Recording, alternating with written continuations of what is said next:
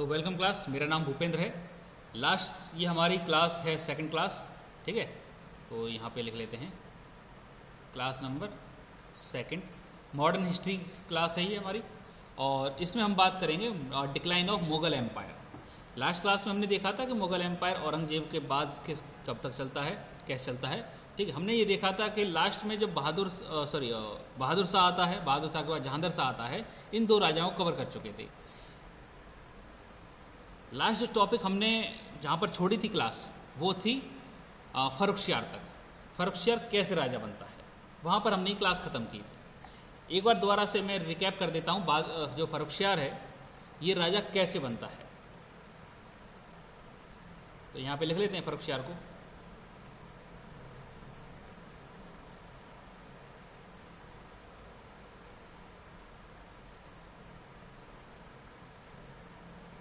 फर्रुखशियार 1713 में ये राजा बनता है और कब तक रहता है, 1719 तक। 1713 में ये राजा बनता है और 1719 तक ये राजा रहता है। फर्रुखशियार को राजा बनाने के पीछे जो व्यक्ति जिम्मेदार थे वो थे सैयद ब्रदर।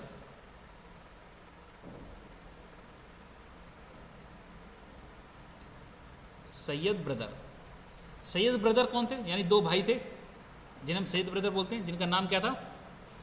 पहले का नाम था अब्दुल खान,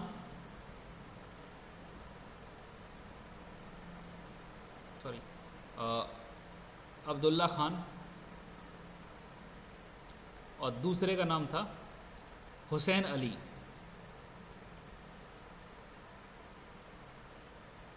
ठीक है, इन दोनों भाइयों ने मिलकर जुल्फिकार को हराया, जहांगीर शाह को हराया और फर्रुखशियार को राजा बना दिया। ठीक है, इन सैयद ब्रदर को बोला जाता है किंग मेकर।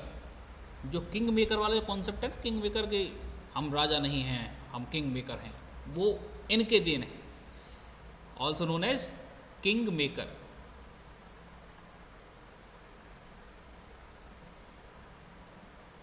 अब किंग मेकर क्यों बोला जाता है?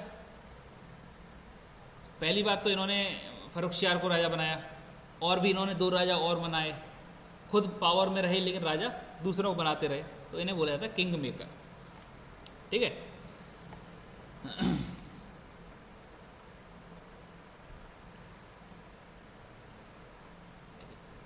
अब देखो क्या होता है कि देखो आप किसी को भी राजा बना दो, किसी को भी हाथ में पावर दे दो, आप सोचो कि ये पावर मैं इस्तेमाल करूंगा, ये बहुत रेयरली होता है। इन्होंने क्या किया, फर्रुखशियार को राजा तो बना दिया, लेकिन फर्रुखशियार सोचा था कि हम फर्रुखशियार राजा रहेगा और काम सारा हम करते रहेंगे, जैसे जुल्फिकार कर रहा था वैसा हमेशा नहीं सही होता है, ऐसा होता नहीं है। बहुत रेयरली कभी कभी ऐसा हो जाता है कि आपको कोई ऐसा पपेट मिल जाए जो वास्तव में ही पपेट हो।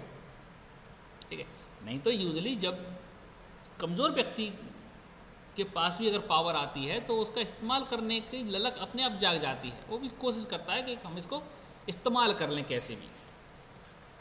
ठीक है, तो फिलहाल के लिए अब ये समझो कि इन्होंने प्रयास तो किया लेकिन वैसा कुछ चला नहीं जैसा इन्होंने सोचा था। तो एक constant struggle between Syed brother और फर्रुखशियार चलता रहा। ठीक है, स्ट्रगल चलने के बावजूद फर्रुखशियार के टाइम पे कुछ बड़े काम हुए जो कि नोट करने लायक हैं, जिन पर क्वेश्चन पूछे जाते हैं। कौन से काम हुए? पहला काम, जो स्वराज्य है,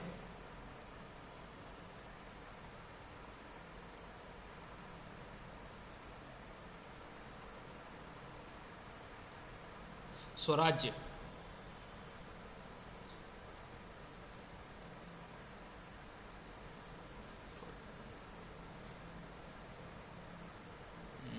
स्वराज्य नहीं होगा, स्वराज।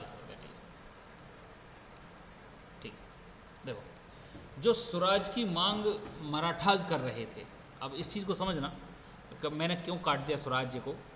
ठीक है, तीन शब्द हैं, उनको एक बार समझ लो। एक होता है सुराज, सुराज, एक होता है स्वराज्य, स्वराज्य, और एक होता है स्वराज। अब इसमें अंतर समझना। सुराज का मतलब होता है अच्छा शासन, स्वागत, सुशोभित, है ना, सुंदर। जहाँ पर सु लग जाता है नाम के आगे, किसी शब्द के आगे सु लग जाता है, यानी वो अच्छा माना जाता है। शुभ घड़ी, शुभ समय, तो ऐसे ही सुराज यानी ऐसा शासन जो अच्छा माना जाए। राम राज्य एक स्वराज है, ठीक है। तो स्वराज यानी गुड गवर्नेंस। स्वराज, स्वराज का मतलब हम शासन करेंगे, आप शासन नहीं करेंगे। यानी पूरा एडमिनिस्ट्रेशन कौन संभालेगा? हम संभालेंगे। शासन किसका होगा? हमारा होगा। इसे हम बोलते हैं स्वराज, हमारा राज। समझना चीजों को, स्वराज खुद शासन करेंगे हम। और दूसरा होता है स्वराज्य, तीसरा होता है हमारा क्या? स्वराज्य, यानी इस राज्य के मालिक हम हैं। स्वराज्य यानी राज्य हमारा है, हम मालिक हैं। तो हुआ ये था कि मराठा स्वराज की मांग कर रहे थे, यानी मराठा ये चाह रहे थे अनइंटरफियर्ड राज हमको मिल जाए डेक्कन का, जिसमें हम अपनी मनमर्जी से राज करें, ठीक है। इसको अगर इंग्लिश में बोलोगे, जैसे हम बोलते हैं डोमिनियन स्टेटस, ये डोमिनियन, ठीक है। जो मराठाज मांग कर रहे थे, हमें चाहिए स्वराज, यानी हम मुगल सल्तनत का कोई भी इंटरफेरेंस नहीं चाहते हैं, हम अपनी तरफ से राज कर लेंगे। आपको जो टैक्स चाहिए वो आप टैक्स हम आपको दे देंगे, आपको जो भी परसेंटेज ऑफ टैक्स चाहिए, जो भी आपको हमसे सेना चाहिए, मदद चाहिए, जो भी हमसे चाहिए वो हम आपको दे देंगे, लेकिन डे टू डे इंटरफेरेंस मत करो। That is Swaraj. स्वराज्य की मांग नहीं थी, ठीक है। तो स्वराज की मांग मराठाज कर रहे थे बड़े लंबे समय से। जैसे ये पहले सरदेश मुखी की मांग कर रहे थे, फिर इन्होंने चौथ की मांग की, अब इन्होंने स्वराज की मांग की। और ये तुरंत अपनी लिस्ट लेकर आ गए और बोले कि यार राजा चेंज हो गया, यानी अब कुछ मिल सकता है। बिल्कुल मिल सकता है। और मौका देखते ही चौका लग गया, इन्होंने स्वराज की मांग की और फर्रुखशियार ने तुरंत इनको स्वराज दे दिया कि भैया आप अपने मर्जी से जैसे चाहो वैसे राज करो, आपको राजा बना देते, मतलब राज दे दिया आपको, लेकिन मालिक नहीं हो।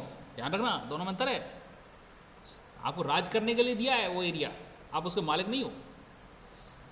टैक्स हम ही लेंगे, कलेक्ट भले ही आप करो, चौथ और सरदेशमुखी आप कलेक्ट कर लो, लेकिन टैक्स वो हमारा है, in the name of ours, हमारे नाम पर आप वो कलेक्ट करेंगे, ठीक है। So swaraj was granted to Sahu.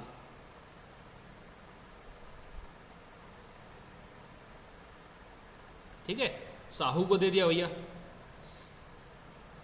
जिजिया के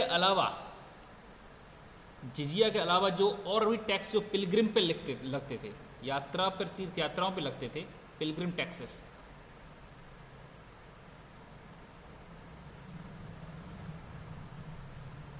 ये भी खत्म कर दिए गए। जिजिया ऑलरेडी खत्म किया जा चुका है, जिजिया दोबारा से निकल कर आएगा, उसको मार करके रखना, वो फिर से सामने आ जाएगा तुम्हारे, ठीक है। तीसरा पॉइंट देख लेते हैं।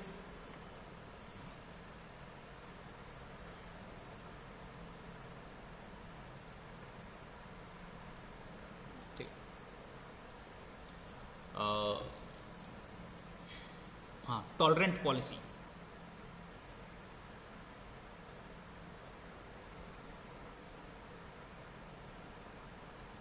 Tolerant policy. अब आप एक चीज़ समझो, फर्रुखशियार के टाइम पे कुछ खास हुआ नहीं। सैयद ब्रदर जो करना चाहते थे अपने करने की कोशिश करते रहे, है ना, और बेसिकली इन्होंने मराठास को शांत कर दिया। सिखों के साथ कोई नरमी नहीं है, ठीक है। टैक्सेस कुछ छोटे मोटे हटा दिए, कुछ बहुत बड़े डेवलपमेंट इसमें देखने को नहीं मिली। हाँ, लेकिन मैंने आपसे क्या कहा था कि सैयद ब्रदर और फर्रुखशियार के बीच में कुछ ज़्यादा जमी नहीं, इनके बीच में आपस में कॉन्स्पिरेसी चलती रही। और एक टाइम आता है 1790 में 1719 में एक टाइम आता है जब फर्रुखशियार को हटा दिया जाता है सैयद ब्रदर द्वारा, इसे ये ख़त्म करवा देते हैं। सैयद ब्रदर के ख़त्म होने के बाद दो नए राजा बनाते हैं ये, पहले एक राजा बनाते हैं और वो राजा क्या थे, वो छोटे छोटे बच्चे थे, नवजात शिशु थे, छोटे छोटे बच्चे, मतलब रहे होंगे 1 साल 1.5 साल के आसपास के बच्चे, उन्हें ये राजा बनाते हैं। स्लाइड चेंज हो जा।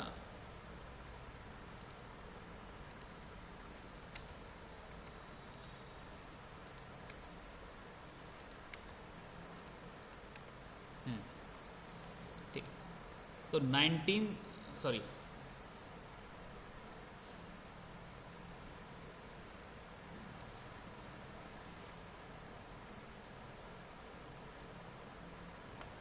यार एक मेन चीज़ मैं भूल ही गया तुम्हें बताना यार, फर्रुखशियार के टाइम की, फर्रुखशियार के टाइम पे जिस चीज़ के लिए फर्रुखशियार याद रखा जाता है, जिस चीज़ के लिए फर्रुखशियार को गाली पड़ती हैं, वो चीज़ तुम्हें बताना भूल ही गया, वो है फरमान,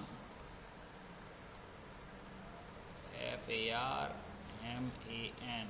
अब ये जो कदम है ये पूरी, ये समझ लो माचिस है ना, ये एक माचिस की तीली है जो कि पूरे एम्पायर को आग लगा देगी और ब्रिटिश एम्पायर को इस्टेब्लिश कर देगी।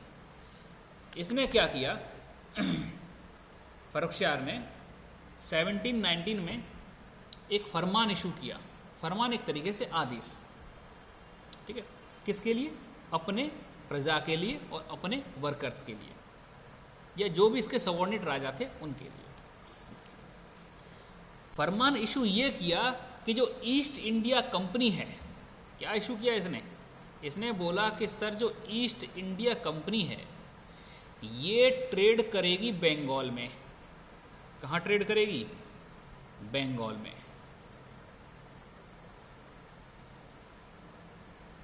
ट्रेड इन बंगाल, ठीक है, ईस्ट इंडिया कंपनी बंगाल में ट्रेड करेगी और बंगाल से कोई भी टैक्स कलेक्ट नहीं किया जाएगा from the East India Company. So basically Bengal made the duty free for East India Company. अब ध्यान रखना, बंगाल का ऑलरेडी एक गवर्नर है, ठीक है, बंगाल का ऑलरेडी एक गवर्नर है जिसे इसने अपॉइंट कर रखा है, उसके लिए फरमान जाता है और फरमान जाके क्या कहता है कि आप ईस्ट इंडिया कंपनी से कोई भी टैक्स कलेक्ट नहीं करेंगे, जिसका इम्पैक्ट ये पड़ता है कि ईस्ट इंडिया कंपनी को ट्रेड करना आसान हो जाता है, उसे प्रॉफिट अर्न करना आसान हो जाता है in comparison to other European rivalries. Okay, तो they got the advantage in the taxation and फरमान डू वन थिंग ऑल्सो कि ये पास इशू करने की पावर देगा, ठीक है, right to issue passes, right to issue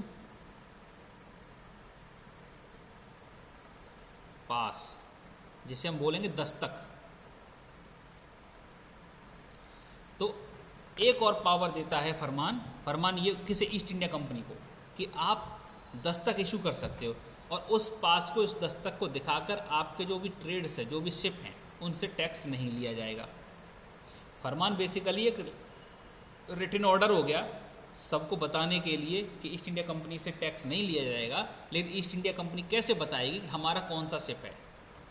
तो उसके लिए इन्होंने पास इशू करने शुरू कर दिए ईस्ट इंडिया कंपनी ने। ईस्ट इंडिया कंपनी अपने जहाज़ों को बोलती थी कि ये रहा पास, ये रहा दस्तक, लेकर जाओ, जो भी तुमसे टैक्स कलेक्ट करने आए उसे ये दिखा देना, तुमको टैक्स नहीं देना पड़ेगा। दस्तक इशू किए जाएंगे किसके लिए, ईस्ट इंडिया कंपनी के लिए। अब इन दस्तक का मिसयूज होना शुरू हो जाता है आगे चल के, वो मैं बताऊंगा कैसे होता है, ठीक है। जैसे ईस्ट इंडिया कंपनी काम कर रही है तो अपने वर्कर्स लेकर आएगी, तो उनके वर्कर्स क्या करते थे, अपने एंड पर पर्सनल ट्रेड करना शुरू कर देते थे। तो जो दस्तक सरकार के लिए ईस्ट इंडिया कंपनी के लिए इशू किए जाते थे, वही दस्तक ये लोग मिसयूज करते पर्सनल ट्रेड के लिए भी इस्तेमाल करने लगे, जिससे एक हैवी लॉस होने लगा, टैक्सेशन में हैवी लॉस होने लगा, जिसका एक कारण बनता है बैटल ऑफ प्लासी जाकर। बैटल ऑफ प्लासी जाकर बनता है, ठीक है, बड़ी कहानी है, उस पर आएंगे तब उस पर बात करेंगे, ठीक। अब ये अगर फरमान इशू ना होता तो शायद ईस्ट इंडिया कंपनी इतनी पावरफुल ना होती और शायद वो इतना लंबे समय तक हिंदुस्तान पर राज ना करती, और हो सकता है राज करने की नौबत भी ना आती। खैर, मिस्टेक फ्रॉम मिस्टेक, ठीक है। अब चलो फर्रुखसियार ने चलो इतनी गलती कर दी, कोई दिक्कत नहीं है, आगे के राजा सुधार सकते थे, लेकिन नहीं सुधारे, क्योंकि इनके बाद जो राजा आया वो बड़ा कमाल का राजा था, मतलब ऐसा बेमिसाल राजा कि आपको देखने को ढूंढने को नहीं मिलेगा। कौन था? मोहम्मद शाह रंगीला।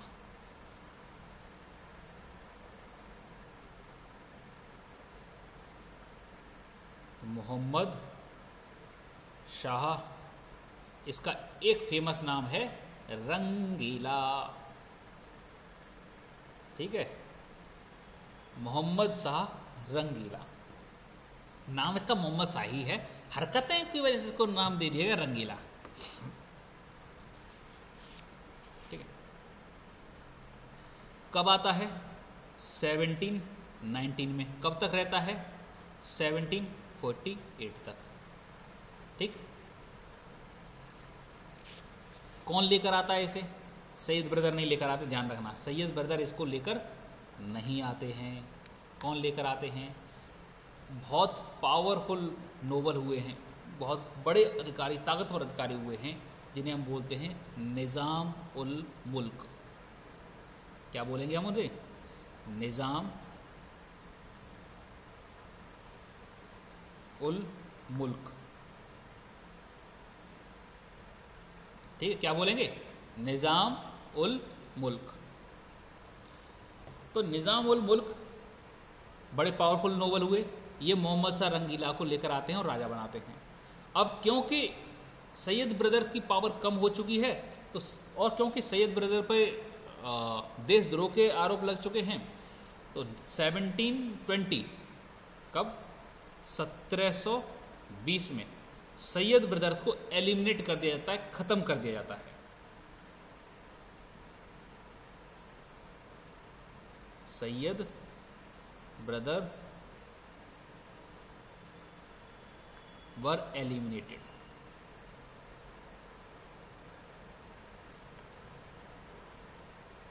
ठीक है, सैयद ब्रदर का काम यहां पे खत्म कर दिया जाता है। अब पिक्चर में कौन कौन है? मोहम्मद शाह और निज़ाम उल मुल्क। निज़ाम उल मुल्क भाई पैशनेट वाला व्यक्ति, ईमानदार, काम करने वाला व्यक्ति, ठीक। मोहम्मद शाह अपने फेमस थे अपने अतरंगी अंदाजों के लिए, जिसे हम बोल सकते हो, मतलब ये बड़ा शौकीन थे, शौकीन किस्म के व्यक्ति थे। WWK, आप कहोगे सर ये WWK क्या है?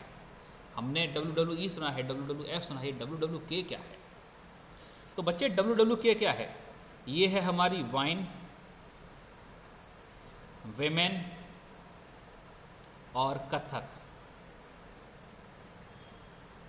तो ये वो व्यक्ति था जो पूरे दिन दारू में डरा रहता था, जिसको औरतों के बड़े शौक थे और जिसको नाचने का बड़ा शौक था, ठीक है। ये दिन भर नाचता था, इस लेवल का व्यक्ति था। इसको राजपाट से कोई लेना देना नहीं है, ना ना ना, कोई हमला करे कर लो भाई, लेकिन मेरे को नाचने दो, ठीक है। तो वाइन, वोमेन और कथक फेमस चीज इसकी, बड़े अतरंगी अंदाज हैं जो मैं नहीं बताऊंगा, वो तुम्हें भी पता है ना, तो वो चीज़ें भी हैं, ठीक।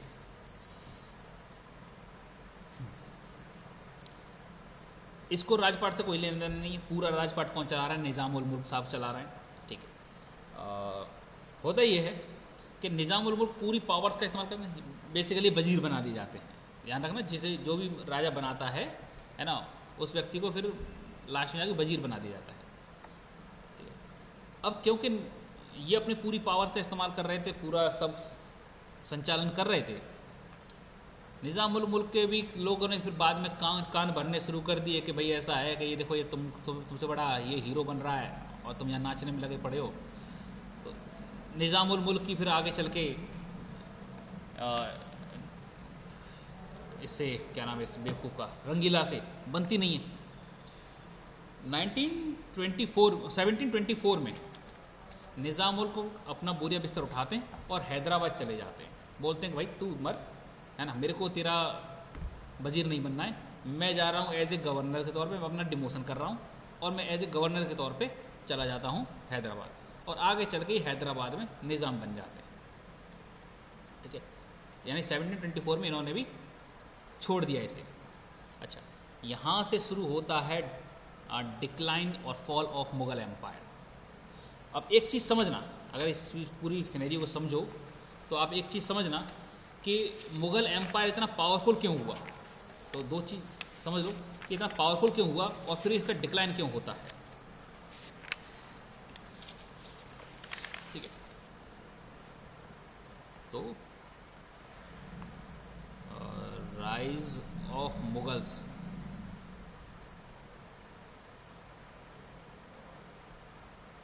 राइज ऑफ मुगल्स, पहला कारण, जब मुगल्स एम्पायर स्टार्ट होता है यानी अकबर के टाइम पे बेसिकली ठीक से इस्टेब्लिश होता है, तो अकबर ने लोग बनाए थे।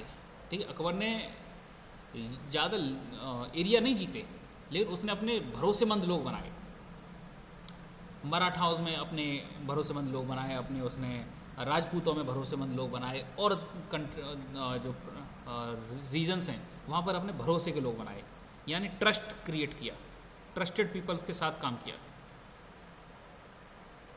ठीक है, और लोगों ने इस पर भी भरोसा किया, अकबर पर भी भरोसा किया। द रीजन की मैच्योर पर्सनैलिटी था, सेंट्रलाइज एडमिनिस्ट्रेशन, हालांकि अनपढ़ था लेकिन फिर भी चीज़ों को समझता था, दूसरों की बात सुनता था, सिर्फ अपनी नहीं कहता था, तो ready to accept the suggestions. तो ट्रस्ट बड़ा था मुगल एम्पायर पर, नहीं राजा पर ट्रस्ट था और राजा को लोगों पर भी ट्रस्ट था, भरोसे के लोग। दूसरा बड़ा कारण था इकोनॉमिक रिफॉर्म।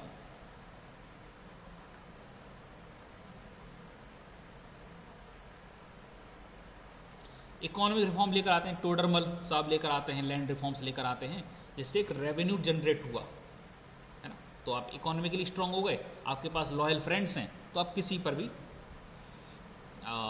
कब्जा कर सकते हो।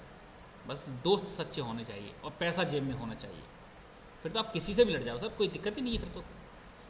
तीसरा बड़ा कारण रिलीजियसली टॉलरेंट, इसकी इमेज थी, उसने बड़ा हेल्प किया कि हर बार लड़ने की जरूरत नहीं पड़ी, लोग वैसे ही मान गए कि अरे अकबर हो, हाँ भाई अकबर हैं, अरे तुम तो बहुत अच्छे आदमी हो, क्या चाहिए कि हम सम्राट और हम तुम हमारे अंडर काम करो, कि ठीक है तुम्हारे जैसे राजा के साथ काम करने में किसी को कोई दिक्कत नहीं है, तो लोग वैसे ही सरेंडर कर देते थे, वैसे ही उसे अपना राजा मान लेते थे। तो रिलीजियस टॉलरेंट।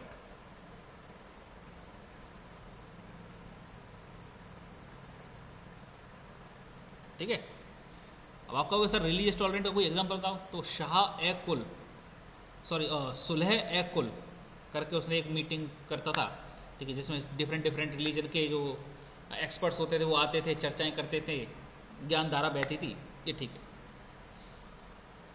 हर बार इसने लड़ाई का रास्ता नहीं चुना, इसका जो राज करने का तरीका था बड़ा इंपॉर्टेंट था, बड़ा मतलब मस्त था। इसने कहा लड़ाई करने की जरूरत क्या है, उसकी लड़की है ना, हाँ है, तो शादी कर लेते, रिश्तेदारी बना लेते। अच्छा लड़की नहीं है उसके घर में, दोस्ती कर लेते हैं, दोस्त तो बन ही सकते हो। तो दोस्ती और रिलेशंस इसने बनाए, पॉलिसी ऑफ कंसिलिएशन चलाई, सभी के साथ दोस्ती संबंध, सबको जो चाहिए वो दिया, सम्मान चाहिए सम्मान ले जाओ, पैसा चाहिए पैसा ले जाओ, प्रांत चाहिए प्रांत ले जाओ, यानी कंसिलिएशन।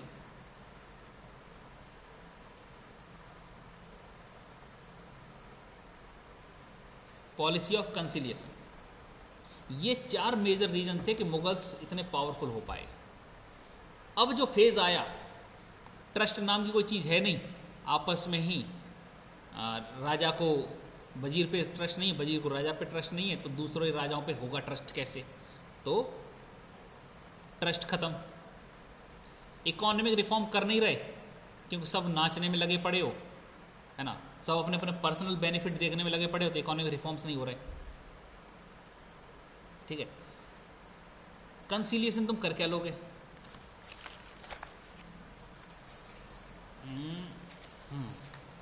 इनके गिरने का कारण देख लेते हैं। Fall of Mughal empire,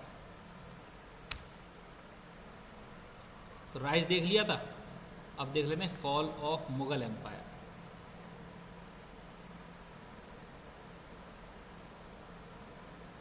Mughal empire वही गिरता है, कारण पहला वही ट्रस्ट इशू, तुमको पता नहीं है किस पर भरोसा करना है, आप इकोनॉमिक रिफॉर्म कर नहीं रहे हो, नो इकोनॉमिक रिफॉर्म्स।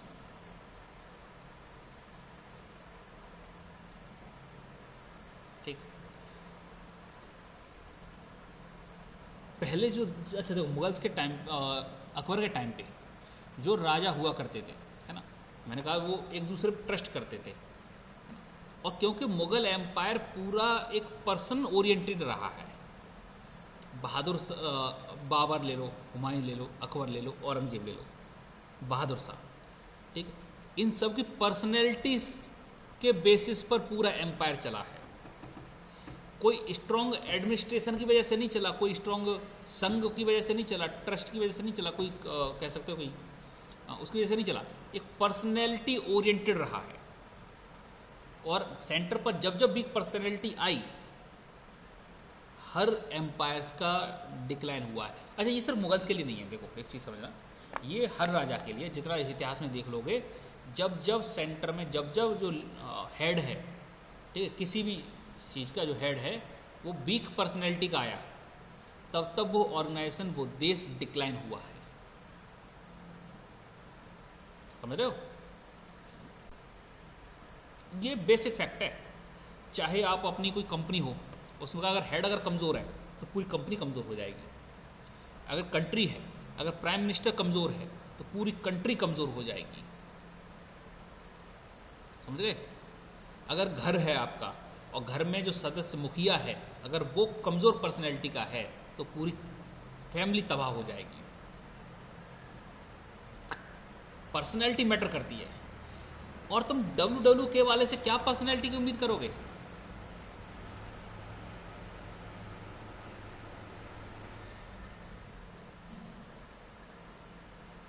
लास्ट है एग्रेशन, ठीक है, जिसका रिजल्ट होता है सिविल वॉर। इन सब चीजों की कमी की वजह से क्या होता है? Civil war. इनसे पहले औरंगजेब था, उसने इन सब चीजों को कंट्रोल करके रखा था। तो औरंगजेब की पॉलिसीज, औरंगजेब के स्ट्रक्चर में, इसमें स्ट्रक्चर में समझो, ट्रस्ट इशू खत्म, no economic reform, personality centric और एग्रेशन। पर्सनैलिटी सेंट्रिक औरंगजेब की वजह से एम्पायर टिका रहा। जब कोई मजबूत नहीं मिलेगा तो फिर क्या होगा? सिविल वॉर होगा। सब लोग ये सोचेंगे कि कैसे न कैसे इसमें जो भी हिस्सा मिल सकता है ले लिया जाए। ठीक है, मैंने आपको क्या बताया था? ये कब तक रहता है? 1748 तक। 1748 के बाद की कहानी मैं आपको बताऊंगा। लिंक है कहानी असल में, ये सिंगल राजा के ऊपर नहीं चलेगी। फिर आपको बंगाल भी देखना पड़ेगा और जो फॉरेन अटैक हुए हैं उनको भी देखना पड़ेगा। ये मैं बताऊंगा नेक्स्ट क्लास में।